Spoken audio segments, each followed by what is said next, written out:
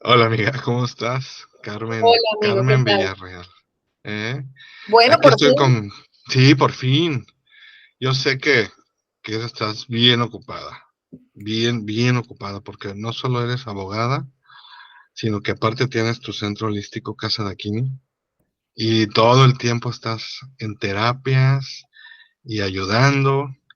Entonces es lo que queremos que hoy te conozca la gente. Es Carmen Villarreal, es la gerente general de Casa de Aquini. Y pues queremos platicar contigo, Carmen. ¿Eh? Gracias. Yo estoy feliz de poder compartir contigo, sobre todo, y con toda la audiencia que vaya a poder conectar con esto que estamos compartiendo. Sí, qué buena onda. Mira, amiga, yo te voy a platicar. Yo fui hace tiempo, llegó a Tijuana un señor que se llama Sixto Paz, que mucha gente lo conoce. Y entonces, pues te estoy hablando de hace 15 años, yo creo. Y yo buscando dije, pues estaría interesante ir a ver qué dice, ¿no? De sus ondas ovnis y que se lo llevaron y que lo devolvieron. Entonces, por eso fue que yo busqué dónde encontrar los boletos de Sixto Paz. Y entonces vi que los estabas vendiendo en un lugar que se llama Casa de Aquini, ¿no? Entonces así fue que dije, pues vamos a buscar. Y ya fue que ahí te vi. Yo te vi, y te voy a ser bien honesto, yo te vi y dije, esta chica yo la conozco. O sea, y pues ya sabes, ¿no? Como que hubo una especie de conexión ahí contigo desde el principio. Y después, pues te he estado siguiendo y seguimos ya como que ahora con una gran hermandad que hemos armado pues desde hace tanto tiempo, padrísimo. Pero pues yo quiero que también la gente sepa lo que yo sé, que tú me has contado, y cómo fue que de repente fue de una abogada, una licenciada, este, de repente tomaste un giro y decidiste tener un centro holístico como Casa de Aquini que tanta gente ha ayudado. ¿Nos puedes contar un poquito? Sí. Bueno, pues creo que siempre en mi vida estuve como con estos dos portales abiertos que tenían que ver, una, la parte como intelectual, la parte de la formación intelectual que vi mucho en mi casa, ¿no? Hija de dos abogados, varios abogados más en la familia. Eh, me movía mucho el tema cuando era niña y lo sigue haciendo, ¿no? Pero lo que me movía mucho era como el tema social, como el tema de, siempre estaba escuchando conversaciones que tenían que ver con política, con el mundo, con la economía, con la sociedad. Y creo que eso fue algo que me fue despertando esto que me llevó después a elegir esta carrera de ser abogada, de estudiar derecho. Pero también, por otro lado, tuve mucha influencia de mi papá en la parte espiritual. Y mi papá y mi mamá tenían una biblioteca con muchos libros de muchos temas, y había una sección especial de temas de espiritualidad, donde encontrabas libros de Buda, también de los grandes filósofos, la Biblia, el Corán, libros que hablaban acerca de hinduismo. Y entonces de niña siempre tuve como esta inquietud de ir y robarme estos libros, y aunque me decían como, no, no estás en edad de leer esto todavía, ¿no? Iba y me los robaba como con más ganas, y quería saber. A mí, desde que era niña, me generaba como mucha inquietud el tema de la existencia y el tema del sentido de la vida. De hecho, cuando era niña, a mí me daba mucho miedo, y lo comentaba, lo platicaba mucho con mi papá, el quedarme dormida y despertar en otro lugar que no tuviera que ver con esta casa y con estos papás que yo conocía. Ok, Entonces, este era uno de los grandes temas que yo hablaba con él, ¿no? Y él me decía, fíjate que eso precisamente es lo que dice el Buda, que todo esto que estamos viviendo es una ilusión y que realmente es como si estuviéramos dormidos, que todo esto es un sueño, ¿no? Pero más adelante, poco a poco lo vas a ir entendiendo. Me daba así como pequeñas dosis. ajá, Entonces, bueno, hice mi formación académica normal, de manera tradicional, terminé mi licenciatura. Ya desde que estudiaba Derecho, a mí me llamaba mucho el tema de me inquietaba el saber que había mucha gente que moría y que moría sola. Entonces ese tema de la muerte como que tocaba mucho mi corazón, y de vez en cuando consultaba bibliografía, no había mucha, pero lo que encontraba. Y justo esto se vuelve un poquito más fuerte cuando yo decido irme a estudiar la maestría a España. Me voy 2 años a Madrid y, y allá mi ser vive como una sacudida muy fuerte, porque fue aprender a ver al país desde otro lugar, verme sola allá, por gusto, evidentemente, y muy afortunada, ¿no? Pero verme sola, abriéndome camino y aprendiendo de muchos otros países, de otras culturas. Y entonces, cuando termino la maestría, mi ser sabía que no podía volver a lo mismo, que necesitaba encontrar algo distinto. Entonces, pasé por una crisis por ahí un poco interesante, en el que yo regreso a México y encuentro las cosas muy diferentes a cuando yo me fui. Y, y mi corazón seguía pidiendo que apareciera un maestro espiritual con el cual yo pudiera aprender y pudiera empezar mi camino espiritual. Y bueno, más adelantito les voy a contar cómo fue que lo encontré, pero encontré a mi maestro, es Lama Lanang Rinpoche, es un lama tibetano que tiene una historia fascinante, es un lama joven, eh, lo conozco yo joven, y además es un maestro, tú lo conoces, Julio, muy amoroso, muy dedicado a enseñarle a sus alumnos lo que es el Dharma, y justo con él hago un viaje al Tíbet. Y precisamente este encuentro con él me viene en esta crisis existencial, donde yo sentía que no podía volver al tribunal a trabajar como 8 o 10 horas diarias y no tener oportunidad de explorar otras cosas dentro de mí. Entonces me voy al Tíbet con él y con otro grupo y ese viaje cambia radicalmente como mi brújula. Fue como un movimiento así de 300, no de 360 grados porque vuelves al mismo lugar, de 180 grados. O sea, completamente diferente. Y entonces ahí empezamos a compartir sesiones de meditación una vez a la semana. Y eso fue creciendo cada vez más y más rápido y había cada vez más gente y más interés. Y entonces yo empiezo a estudiar disciplinas holísticas y cada vez me empiezo a alejar más de la práctica formal del derecho. Entonces, Ok. así es como nace Casa Dakini. Un día mi maestro me dice, ¿por qué no abres un espacio donde puedes hacer todo esto que te gusta y donde la gente pueda ir y pueda aprender y que sea un espacio laico? Eso fue algo muy interesante, donde la religión o, por ejemplo, el budismo tibetano no limite a alguien que tenga otra religión a venir a aprender cómo respirar y cómo cultivar la mente. Entonces, para mí ha sido un camino, Julio, de conocimiento interno.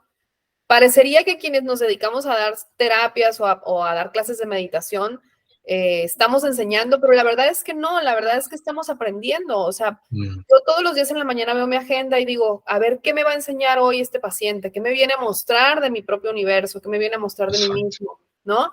Entonces, sí, más adelante resignifiqué y pude unir, encontré como un puente en el que pude unir mi formación como abogada, que yo pensé que me había jubilado totalmente de eso, y mi práctica espiritual. Y precisamente años antes, una numeróloga me dice, cuando me está leyendo mi numerología, me dice, tú vas a tener un cambio grande dentro de algunos años y vas a trabajar en un área del derecho que no existe, así me dijo, que todavía no se ha inventado y que no existe, al menos en donde tú te mueves no existe. Y yo como que me quedé pensando como, ay, ni al caso, yo no voy a volver a practicar el derecho porque yo me sentía como muy acá en este mundo. Claro. ¿Y cuál va siendo la sorpresa? Que precisamente en el tema de la práctica espiritual hablábamos de lo importante que es cuidar la naturaleza, ser conscientes en cómo consumimos, ser conscientes de la vida de todos los seres, no solamente de los humanos, sino también de los animales no humanos, de las otras especies. Y ahí precisamente se abre un portal del cual no he salido, del que me tiene atrapada totalmente, que es el tema de los derechos de los animales. Y la práctica espiritual nos va llevando a varios practicantes a abrir un colectivo de grandes profesionistas, y lo digo con mucho orgullo, y grandes expertos en diferentes materias, que nos dedicamos a defender los derechos de los animales. Y entonces empezamos a crear iniciativas nuevas, un marco jurídico que no existía en el Estado, y llevamos los juicios de crueldad animal, y todo eso parecería que son dos mundos distintos, Julio, pero realmente es la fusión del mundo espiritual y de la misión, diríamos, como mundana que yo elegí, ¿no? Que no tiene nada de mundano, Pues no, al contrario. porque precisamente el querer defender los derechos de los seres, pues tiene un fondo espiritual que podemos platicar también, ¿no? Es que mira, bueno, así retomando un poquito. Yo me acuerdo que leí un libro que se llama Regina, que a mí ese libro Uy, pues sí, me me encanta. enamoré de Regina, ya Sí, sabes, y de su historia, y ahí apareció por primera vez la palabra Dakini, que fue que ella, pues ya ves que ella creció sus primeros 7 años ahí en el Tíbet y estuvo, sí, si no me recuerdo fueron 7 años, o sí. estuvo más tiempo. Entonces, le decía que era una Dakini, que significaba aprendiz, ¿no? En tibetano. Ujú, Y además de eso, tuve toda la colección de los libros de Lobsang Rampa, sí. que fueron, bueno, yo los leía y dije, wow, qué impresionante la historia que cuenta este señor, ¿no? Que Ujú, después hubo controversia y todo, pero bueno, a mí me encantó la historia de todo lo que era el Tíbet. Fue la primera vez que oí de la carta astral. Fueron muchas cosas. Entonces, cuando yo vi Dakini, dije, ahí tengo que ir, ¿no? Tengo que ir a ese lugar porque nunca había visto ese nombre más que en Regina. Y ahí fue donde te vi. Y después, pues ya tú nos, o sea, yo vi al Lama, estuve ahí con ustedes en unas meditaciones también, y dije, qué impresionante. Y entonces tú y yo empezamos a comunicarnos más, y yo te preguntaba mucho, ¿no? Porque yo tenía mucha curiosidad. Y me contabas esas historias que ahorita te voy a volver a preguntar que me contaste hace tiempo con el ujú. Lama. Y luego, pues ya la cuestión del ser un abogado animalista, que en estos tiempos, pues parecía, ahora ya es más común, pero cuando tú Sí, empezaste, o sea, tenías que pelear con gente fanática de los toros, tenías que estar ahí con gente que para ellos era normal agredir a un animal, patear a un perro en la calle. O sea, ahorita, gracias a ustedes y gente como tú, es que las cosas están cambiando y que también nos estamos dando cuenta que todos somos parte de un ciclo de vida y de que no tenemos ningún derecho a maltratar ujú. a ningún ser, ¿no? Claro, claro. Entonces, es lo que entiendo también que es base del budismo, que ellos respetan a todos los seres Ujú. por igual, y lo vi creo que en la película 7 años del Tíbet, que me encanta también, que le dice es que para nosotros cualquier ser vivo siente miedo antes de morir. Exacto. Entonces nosotros respetamos eso, ¿no? Ujú, ujú. Le dice el que hace el papel del Dalai Lama cuando era niño. A mí siempre me ha encantado esta visión y es un placer poder hablar contigo y saber todas esas historias, por ejemplo, los tigres que rescataron, eso también fue así algo que yo admiré mucho y que Sí, desde lejos traté de ayudarte porque estaba yo en Vietnam, pero conectándote ahí con gente de la aviación para sí. que Tú pudieran fuiste, salvar. sí, tú fuiste un gran eslabón cuando ya teníamos todo listo, no podíamos subirlos al avión y gracias a ti pudimos lograr eso también, así que Pues mira, nos ayudó mucho un gran amigo Héctor Valenzuela, Bernardo, varios compañeros ahí de la compañía, que pues no puedo sí. decir mucho dónde. Pero sí se hizo y yo pues ya desde lejos veía ahí todas las fotos y todo que me mandé. Dije, wow, qué padre ser participar en algo así. Yo la verdad no había valorado lo que hacen ustedes hasta ese día. O sea, yo decía, qué buena onda, qué bonito lo que hacen, pero no lo había entendido bien hasta que vi toda la historia de los tigres, de todo cómo los tuvieron encerrados, eh, cómo ustedes llegaron a sacarlos y los llevaron a un hábitat amigable donde los sanaron, ¿no? Sí, los salieron del zoológico de aquí de Tijuana en un estado deplorable de salud. De hecho, una de ellas se había pensado en la eutanasia para ella, pero Wow. bueno, defendimos su historia y defendimos su carpeta y finalmente logró transitar junto con una leona y una jaguar. Y la leona ya está en Denver. Sherkan y Bagheera, la tigra y la jaguar todavía siguen en Invictus y están esperando su tránsito, pero están súper, súper bien. Y fíjate que justo después de esa liberación y de esa conexión, porque fueron como 3 o 4 años de trabajar sus expedientes y jurídicos y, y de justificar por qué era importante sacarlas y moverlas de aquí, ¿no? Pero justo después cuando terminamos esos 4 años, para mí fueron muy intensos porque fue conocer y conectar con la energía felina. Y tú sabes que esa es una energía, pues, que podemos hablar incluso de portales estelares, Sí, ¿no? correcto. Sí, sí, me ha dicho Amauta de eso, sí. Y, y entonces terminan esas liberaciones y justo después, un tiempo después, yo empiezo a sentir una gran necesidad de ir a Egipto. Y bueno, Egipto es el país así por excelencia de los felinos. O sea, ellos tienen en su cosmovisión, por ejemplo, a la diosa Bastet y a la diosa Sekhmet, ¿no? A la diosa Leona. Y cuando yo llegué a Egipto y estuve enfrente de Sekhmet, que es la diosa Leona, ahí, sin pensarlo y sin traerlo en mi mente en esos días, se me vino toda la película de la liberación de los tigres, Julio. Okay. Y sentí una conexión muy, muy fuerte con esa energía, ¿sabes? Era como si esa energía hubiera estado trabajando a través de nosotros, sin que nosotros lo hiciéramos tan consciente. Y Sí. realmente fue un trabajo espiritual muy, muy profundo. Volví a Egipto hace un mes y volví a estar enfrente de Sekhmet y otra vez vuelvo a sentir como esa conexión con el mundo felino, ¿no? Y además muy lindo porque justo 3 meses antes de irme al primer viaje a Egipto llegan 2 gatos a mi casa y se instalan y yo sentía que eran como esos, como espías, ¿no? Que están ahí como observándote, pero realmente están ahí como limpiándote la energía y como protegiendo, ¿no? Sí.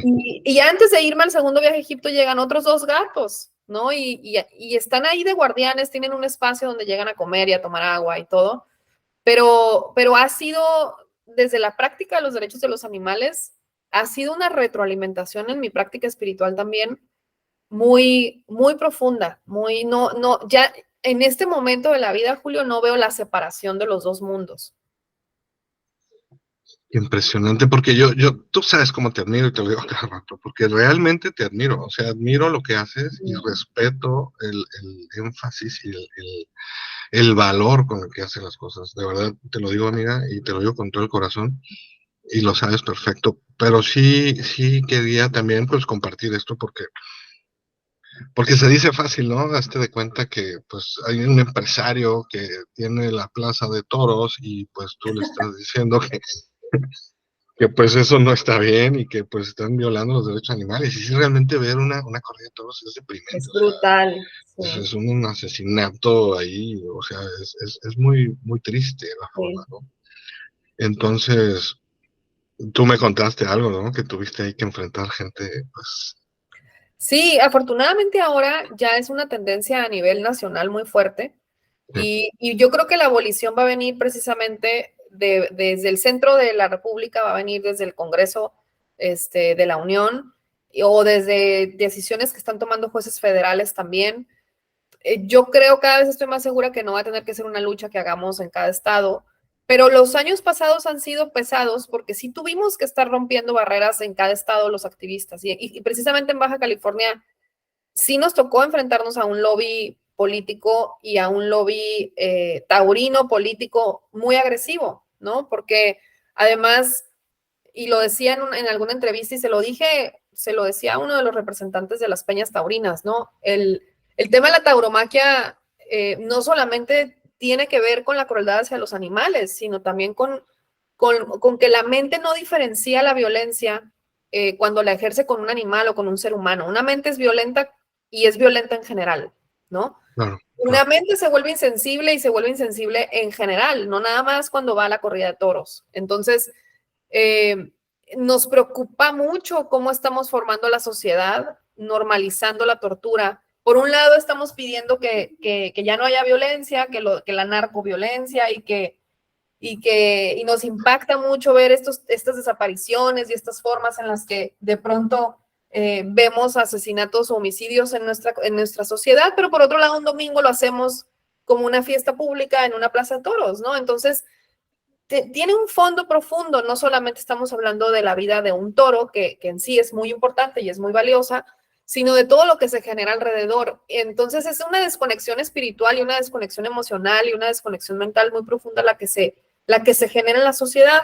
pero también tiene mucho que ver con una mente, y te lo digo porque yo lo viví en la forma en la que estas personas se comunicaban conmigo. Una mente taurina generalmente es una mente misógina y es una mente machista. Y entonces es curioso porque en el activismo contra las corridas de toros, la mayoría de las activistas son mujeres. Y, los activistas y los lobbies taurinos, la mayoría son energía masculina, ¿no? Entonces, es curioso eso. Y una vez yo me puse a investigar cuál es el antecedente de la tauromaquia en un nivel histórico profundo, filosófico más profundo, y nos vamos a la época de Grecia, en el cual Tauro, el dios Tauro, era el protector de la energía femenina. Ok. ¿Cómo se organiza todo este ritual para, pues, para aniquilar al protector de la energía femenina? Entonces, me hizo muchísimo sentido, se me hizo súper fuerte. Y tú sabes que yo siempre he tratado como de manejar este tema de la energía femenina y la energía masculina de una manera lo más equilibrada posible, porque yo no generalizo que la energía masculina es así. De hecho, hay mucha energía masculina en mujeres también, mucha energía masculina desequilibrada en cuerpos de mujeres, ¿no? Y sí, claro. Entonces, este tema con la tauromaquia a mí me generaba como mucha atención plena y mucha conciencia, porque no quería generalizar que solo los hombres estaban haciendo esto. Sin embargo, había un fondo ahí interesante en el sentido de que el dios Tauro era el protector de la energía femenina, ¿no? Entonces, poco a poco eso ha ido cediendo, Julio. Cada vez va menos personas a este tipo de espectáculos y creo que es porque la sociedad se ha hecho más consciente y se ha hecho más tierna y se ha hecho más sensible también. Soportamos mucho menos estar viendo ese tipo de crueldad contra cualquier ser. Y mira que en la consulta a mí me toca ver a muchos jóvenes que vienen con esta nueva configuración, que no sé si ustedes han escuchado hablar del tema de las personas altamente sensibles, que en Argentina y en España es muy común en términos de psicología. Aquí todavía no llega esa información, pero hay muchos institutos científicos que han estado estudiando en base a la neurología y la fisiología, que hay personas que nacen con un alto grado de sensibilidad. O sea, los sonidos, los olores, lo que estamos observando a través de la vista, la energía del lugar, incluso las personas altamente sensibles las clasifican en 3 tipos, ¿no? Y esta generación de personas altamente sensibles llega más o menos con las personas de mi edad, más o menos en los 70s, por ahí, 75, 74, algo así. Pero ahorita, desde hace, bueno, los pacientes que yo tengo, de los que te estoy hablando, son personas que tienen 20 años. Llega esta generación de personas muy altamente sensibles, que no toleran estar donde su corazón no quiere estar, que no toleran estar viendo el maltrato a la madre tierra, que les genera mucha angustia y mucho dolor emocional el ver que la especie humana es insensible. Y a mí me ha interesado mucho este tema porque lo uno perfectamente con el tema del trabajo por la madre tierra, no solamente por los animales, sino también por el equilibrio ecológico, por la angustia que nos genera la contaminación, por la angustia que nos genera todo esto que estamos viendo mal llevado y mal administrado en nuestro planeta. Pero son precisamente esas personas altamente sensibles las que dentro de algunos años van a estar haciendo proyectos y van a estar legislando y van a estar gobernando. Y necesitamos hacer ese cambio, ¿no? Entonces, creo que por ahí hay muchos factores que nos van dando luz de que las cosas van a cambiar y van a cambiar muy rápido. Sí, me estaba acordando ahorita, hay una película que se llama Ágora. De hecho, en mi libro lo menciono.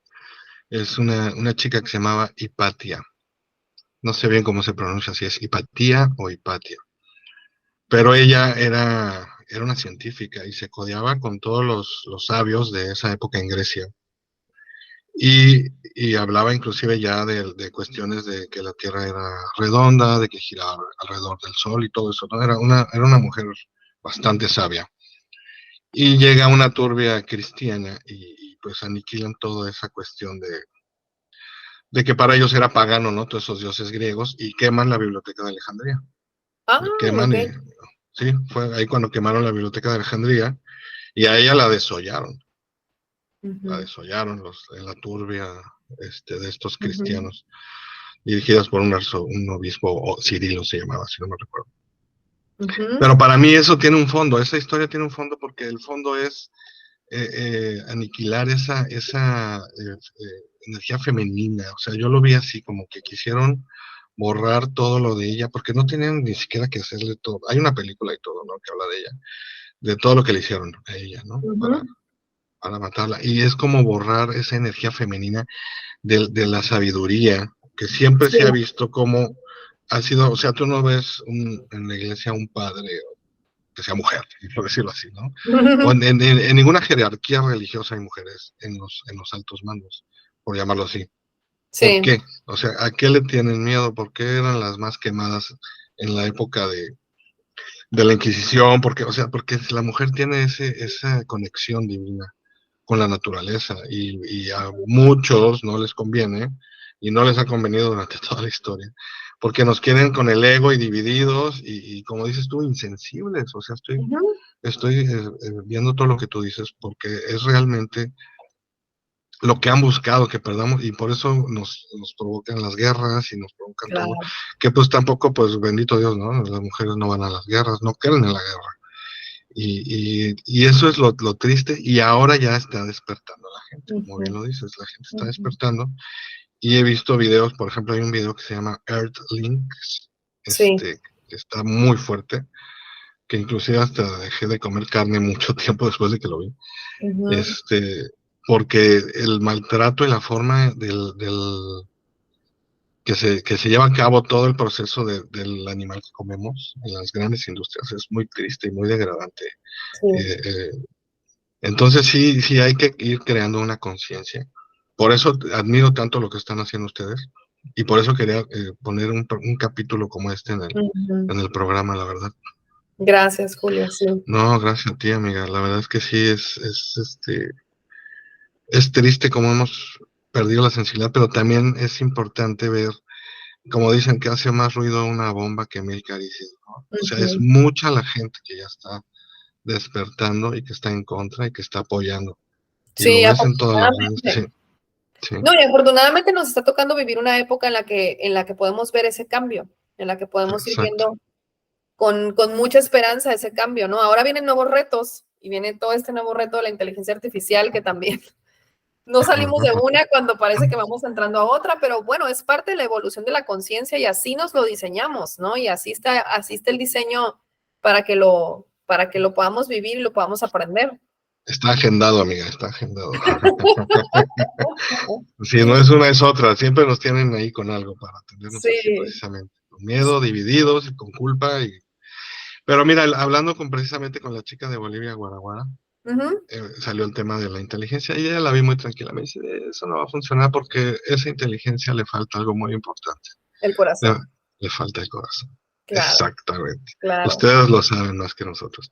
claro. Entonces, yo estoy de acuerdo. Yo creo que es parte todo de que son maestros Ujú, y que nos vienen a mover y que nos quieren tambalear precisamente para movernos al final, ¿no? claro. ¿Estamos de acuerdo? Para la evolución de la conciencia. Sí, uno decide cómo toma todo esto, ¿no? Y tú y yo platicamos mucho cuando pasó precisamente la pandemia, de cómo era una oportunidad para despertar, ¿no? Era una oportunidad para evolucionar muy rápido, cuestiones que no habíamos podido evolucionar, ¿no? Y tú y yo tenemos por ahí unos capítulos secretos que a lo mejor algunos años después podremos sacar, pero a la luz. Pero, Ay, amiga, pero fíjate que me he dado cuenta, me he dado cuenta que es eso que dices, ¿no? De que algún par de entrevistas que hice, hubo gente que su despertar fue en la pandemia. sí, sí, sí, sí, O sea, claro, su giro lo dio en la pandemia, ¿no? claro. Entonces, al final tuvo su razón, ¿no? Sí, la Y oscuridad bueno, al pues servicio de la luz, ¿no? así es, Ujú, así es. Me dio risa lo que me dice. Oye, amiguita, pues mira, la verdad es que a mí me encanta cuando platicas del sueño que tuviste una vez con el lama. ¿Nos puedes contar esa sí, historia? Me fascina. sí, sí, justo hace ratito me estabas preguntando fuera de cámara acerca de una experiencia que hubiera tenido así como espiritual profunda, ¿no?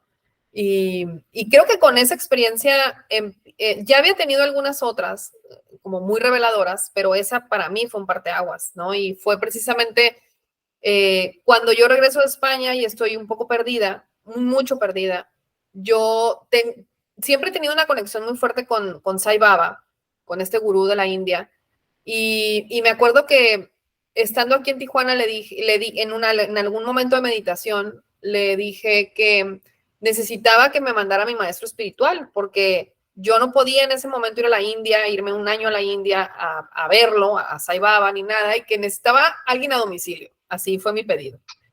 Y justo lo pedí en una iniciación de Reiki. Y esa noche tuve un sueño muy fuerte, un sueño como muy, muy real, en el que yo era niño y estaba vestido con unas telas rojas, en lo que ahora entiendo que era un monasterio budista, pero en aquel entonces como que ni siquiera le podía poner como nombre, porque yo estaba mucho más enfocada al tema del hinduismo. Y, y entonces en ese sueño aparece un chico más grande que yo que me ayuda ahí a salir de, como de un pasillo y yo lo reconozco en ese sueño como mi hermano. Yo sabía que en ese sueño él era hijo de mi misma mamá, éramos hermanos de sangre. Y entonces él de una manera como muy tierna me va guiando en el sueño. Me acuerdo que vi un salón con muchos niños igual que yo, un señor más grande con una campana tibetana. Y total, que el sueño tiene ahí como que su historia. Voy transitando como por varias etapas del sueño, pero cuando me despierto, me impresiona muchísimo haber soñado con esa persona, sentir que lo quiero muchísimo como un hermano. No tengo hermanos hombres en esta vida.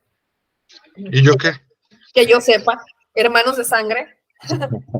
Tengo varios hermanos así como tú, muy alineados con mi misión de vida y mi propósito, pero con él sentía ese amor. Fue como en otro sueño en el que yo sueño que tengo un bebé y en esta vida no tengo hijos, pero cuando despierto de ese sueño sé lo que se siente tener un hijo biológico, ¿no? Es como muy raro. Entonces me despierto muy desconcertada porque pues no lo conozco. Dije, lo habrá inventado mi mente, ¿de dónde lo saqué? Y, y así estuve varias semanas como preguntándome si realmente esa persona existía en algún lugar, ¿no? Y como a los 2 meses voy a una clase de meditación de cuencos tibetanos y cuando llego a la clase, el maestro era el de mi sueño, el mismo, idéntico. Impresionante, Y impresionante. entonces me quedé como súper impactada, no sabía cómo qué decir ni nada, no podía decir una sola palabra. Y llega él y saluda a los alumnos y entonces me saluda a mí y me dice, tengo mucho tiempo buscándote, por fin te encontré. Wow. Eso fue lo primero que me dijo. Entonces yo Impresión. siempre había sido como una creyente romántica de la reencarnación. O sea, a mí me hacía mucho sentido y yo lo creía ciegamente. Sí. Pero después de haber vivido esa experiencia, Julio, ya ni siquiera trato de convencer a nadie cuando me dicen que la Claro. reencarnación no existe, ¿qué te puedo decir? Claro que existe, porque después de ese sueño y de conocerlo, viajo al Tíbet con él como a los meses o al año y encuentro el lugar que soñé, tal cual. Y él me dijo, antes de entrar a ese monasterio, me dijo, hoy vas a ver algo interesante, me dijo. No te vayas a desmayar de la impresión, porque si te desmayas te van a sacar del templo y ya no vas a poder volver a entrar. Es muy práctico, ¿no? Ok. Porque estábamos en un templo muy importante del Tíbet al que tenías que llegar como a las 4 de la mañana y hacer una cola como de 3 horas para entrar. Wow. Cuando entro y subo hacia el segundo piso, en mi mente empiezo a ver todo el templo, o sea, como si lo conociera yo, como si fuera mi casa. Qué padre. Entonces, lo único es que estaba muy empolvado, estaba como yo en mi sueño lo recordaba nuevo y lo recordaba como muy bonito, muy brillante. Sí, claro. Y ahora Otra estaba vida. como empolvado, muchos, muchos, muchos cientos de años, yo creo que después, ¿no? Entonces, para mí eso híjole, fue súper fuerte, Julio, porque a partir de ahí mi visión de la vida cambió y mi visión de mí misma y de mi trascendencia y de mi existencia y de mi visión y todo cambió. O sea, tuve la prueba que tanto había buscado, pero además también llegó el maestro que pedí. Y con él he estado estudiando muchos años, ya llevo más de 16 años, 17 años estudiando con él. Y para mí él es como mi hermano mayor, ¿no? Como el hermano mayor que no tuve. Y Sí. tenemos ese tipo de relación, ¿no? Él siempre que yo estoy pasando por momentos difíciles, como que lo siente, me conoce muy bien. Y además me ha dado una práctica como muy acorde a lo que yo pienso y a como yo siento. Y ha sido, su presencia en mi vida ha sido un gran regalo, ha sido eso, un maestro en el que yo me puedo reflejar también, ¿no? Porque a final de cuentas los maestros o los gurús lo único que hacen es reflejarte tu propio potencial, ¿no? Eso es lo que Así son, es. no es que sean más que uno, no, vienen nada más a recordarte todo lo que tú ya eres y se te ha olvidado, ¿no? Así es, amiga. Qué maravilla, a mí me fascina tu historia esa, me fascina. Y si me A mí me hizo, la encanta primera vez que me lo también. contaste me impactó así, wow. Y lo creo perfecto, porque sí, sí, hay lugares que uno ha estado y que uno reconoce. A mí Sí. me pasa mucho, pero con lo peruano y con lo boliviano. Sí, a mí me mueve mucho. Ayer desde niño yo después me acordé y me hizo recordar a mi padre que yo siempre decía que quería ir a Perú, que quería ir a Perú. Mm, Entonces ya después hilando hay varias cosas, me doy cuenta que sí, tienes una conexión tenía una ahí. conexión ahí. Y bueno, Egipto, tomando Egipto. eh, Fíjate que tengo algo raro con Egipto yo. Como que Es, sí, es común.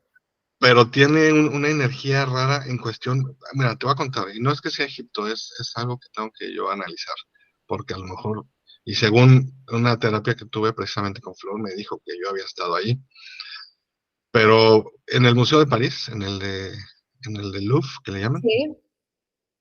estaba yo buscando la piedra que le llaman el zodiaco de Déndera. Ay, sí. Yo estuve en el lugar de donde lo sacaron. Yo sé, por eso les mandé mensajes, pero ustedes estaban desconectados. Yo, tómanle foto. Sí. Tenemos por ahí fotos, sí, Sí, y entonces pues yo encontré el que tienen en París, entonces el está en el techo original. y es todo el zodiaco, ajá. Pero para llegar ahí me costó trabajo, no lo podía encontrar, no lo podía encontrar. Entonces me mandó un señor por un pasillo y pasamos como un tunelcito. Y antes de subir iba yo con Marcela y le dije, ¿sabes qué? Allá arriba hay algo con una energía muy, muy fuerte, pero mala onda.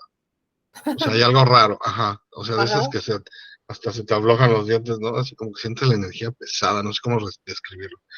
Y me dice, ¿quieres que nos vayamos? Le digo, no, no, no, quiero ver qué es. Entonces subimos y había 60 sarcófagos parados egipcios. Y no es que, o sea, después me cayó el 20, dije, no, no es problema eso, el problema es que están molestos, ellos no deben estar aquí. Ese era el Totalmente. problema. Pero era bien, no sabes, amiga, de verdad, una energía como muy pocas veces he Es el sentido así. saqueo, es que Mala se onda. hizo un saqueo irrespetuoso y bueno, es momento que ya debería de estar todo eso de vuelta en Egipto y no está. Pero fíjate que también hablando con Flor, decíamos que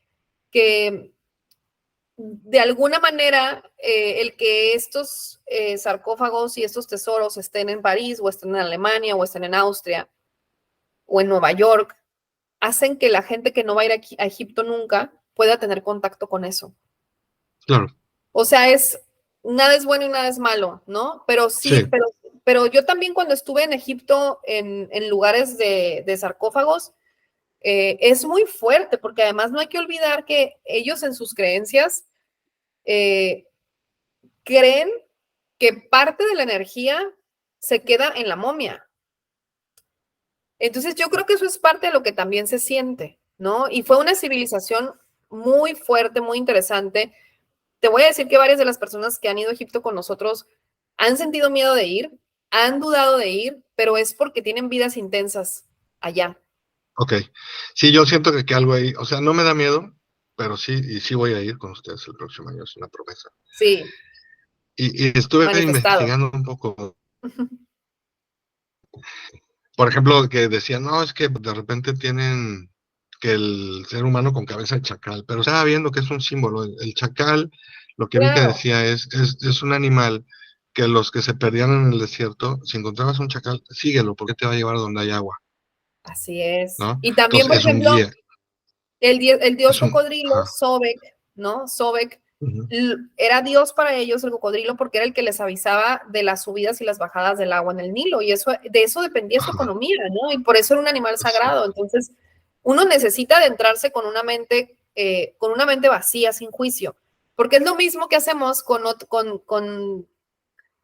hay un maestro del budismo tibetano que dice que si andamos con una mente guadalupana, tratando de entender otras religiones, nos vamos a perder las otras religiones, ¿no? sí, Tenemos que sí. entrar con una mente vacía, a conocer con una mente que se asombra las filosofías y las tradiciones en otras culturas, sin el juicio que ya tenemos nosotros como preestablecido, ¿no?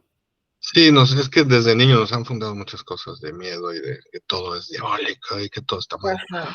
Precisamente me imagino que la idea es esa, ¿no? Un control de que no descubramos nuestro ser y que no Que no conozcamos, pues, recordemos, lo que recordamos. que no Sí, porque recordemos. esto del chacal, pues decía, es que realmente es un símbolo de un guía, o sea, es un guía lo Ajá, que te quiere decir, ¿no? Y cada uno tiene una simbología, como el que tiene cabeza de halcón, pues es el que ve el, todo tu entorno y todo tu interior, ¿no? Como el ojo claro. de oros. Y así, o sea, realmente sí me llama y sí, sí quiero conocer. Lo vas a disfrutar muchísimo. Oye, amiga, aquí la gente, pues también estaría padre. ¿Tú das terapias en línea? Sí, doy terapias en línea, terapias de tanatología, también de Reiki, aunque me gusta hacerlo mucho más como presencial. Pero las terapias en línea casi siempre tienen mucho que ver con temas que estamos viviendo en nuestra vida y a los cuales no les encontramos como un sentido. Entonces, buscar el aprendizaje detrás de lo que nos sucede, de lo que nos duele, de lo que nos da miedo, y es trabajar precisamente en el sentido espiritual de la experiencia. ¿Cómo te pueden buscar, amiga, en las redes? Pues me pueden buscar como Carmen Villarreal, Alberich, así estoy en Instagram y estoy en Facebook también.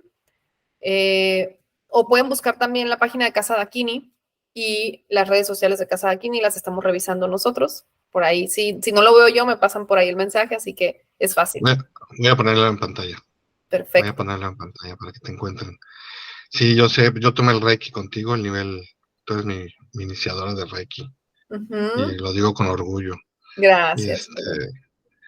pero me falta, tomé el nivel 2 y me falta todavía el 3, Ya vamos a 4. empezar la formación otra vez, así que por ahí viene en mayo un tercer nivel. Fíjate que he visto, por ejemplo, videos de hay un señor que se llama Gerardo Amaro y él ya últimamente siento que ya se nos fue porque ya todo lo critica. O sea, ya todo está mal y que el rey que está mal y que esto está mal. O sea, como que ya, pero yo la verdad es que sí he sentido que hay un camino en cada etapa, son escalones y yo creo que lo más importante de todo esto es la intención. O sea, ¿por qué quiero Totalmente. dar Reiki? Porque quiero ayudar. Claro, Porque ¿sí me entiendes? O sea, yo ni siquiera pienso en cobrar a alguien cuando le doy Reiki. Que si alguien me quiere regalar algo, pues lo acepto porque también es una forma de aceptar esa energía y de intercambio, ¿no? Pero, o igual si se hace, ya me dedicar a eso, pues igual sí no estaría mal cobrar porque también es te un dedicas intercambio de a eso. energía y se acaba Ujú. esa deuda, ¿no? Claro, Entonces, sí lo veo bien. Yo ahorita no, porque pues mi trabajo ahorita es otro. Pero sí, más adelante sí me gustaría terminarlo y seguir dando porque me siento muy bien, me gusta hacerlo, me gusta hacerlo.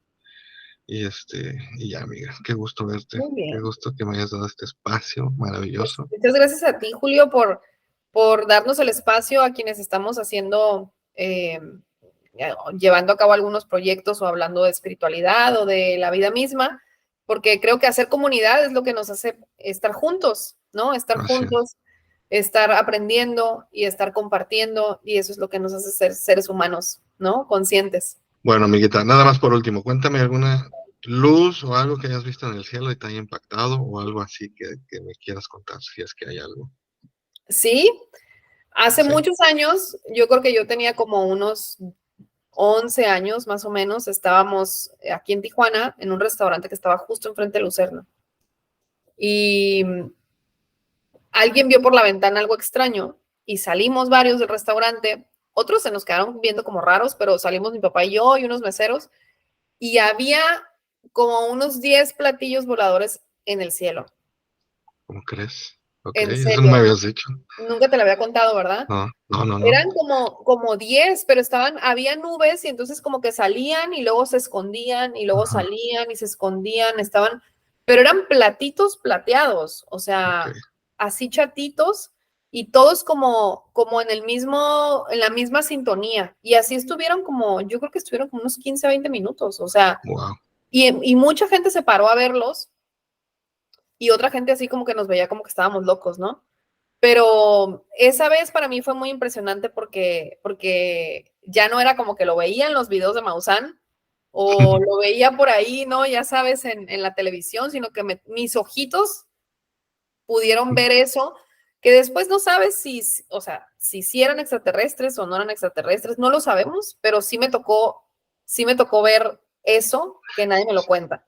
Sí, no, y es fuera de lo común. O sea, eso es Fuera de lo común, rarísimo. Sí, sí. totalmente fuera de lo común y en una ciudad, o sea, no estábamos allá en el campo o en un rancho, no, Claro. fue ahí en la ciudad. Wow. Ah, está buena esa historia. ¿Qué Sí, sentiste? ¿Sentiste algo? emoción, mucha Ok. emoción, porque era un tema que también platicaba mucho con mi papá, ¿no? O sea, como que sí existen y, y ojalá algún día nos toque ver unos y hasta que nos tocó verlos ahí, ¿no? O sea, fue muy fuerte porque además había más personas viéndolos, o sea, no había lugar a duda. Sí, sí. Ay, amiga, una última pregunta, porque sé que estás bien ocupada. ¿Tú crees que abajo hay razas viviendo abajo? Porque aquí bueno, yo aquí que tengo aquí tu casa a la Gracias. orilla de playas de Tijuana, y se ven luces y se ven cosas, y hay muchas historias de una ciudad etérea y de que también hay algo abajo, igual que en Mexicali. Sí ¿Tú qué creo, sabes? ¿Sí yo crees? sí creo. Yo siento que sí. De hecho, cuando yo voy a la playa, siempre pienso en eso, o sea, siempre pienso que hay. Y en ciertos lugares del planeta eh, lo he sentido y es algo que pasa por mi mente y pasa por mi corazón. Y justo ahora que estuvimos en la Gran Pirámide, tuvimos el privilegio de y tuvimos una visita privada solo para nuestro grupo. Y le pedí yo a la Órale. persona que nos organizó la visita privada que nos dieran acceso al pozo, que el pozo generalmente está cerrado con candado y todo. Sí, Y nos dieron acceso al pozo, bajamos Flor, Lupita y yo, y es toda una experiencia bajar, porque cada vez conforme vas bajando se va sintiendo más el vacío y el silencio, y vas, y, y sabes, o sea, y sabemos que es un lugar donde se han hecho iniciaciones, altas iniciaciones, ¿no? sí, Cuando llegas al pozo, efectivamente hay un pozo hacia la tierra, y se dice que es la entrada al Salón de los Registros Akáshicos y que ahí están los señores de los registros akáshicos a quienes hay que pedir permiso para poder entrar a ese pozo. Fue una sensación muy fuerte, Julio, o sea, realmente es una entrada a la madre tierra ahí. Y se dice que que la Gran Pirámide fue construida precisamente para proteger esa entrada a la tierra. ok, Y uno busca otros documentales y hablan también de que en otros lugares arqueológicos donde hay pirámides también siempre hay pozos, ¿no?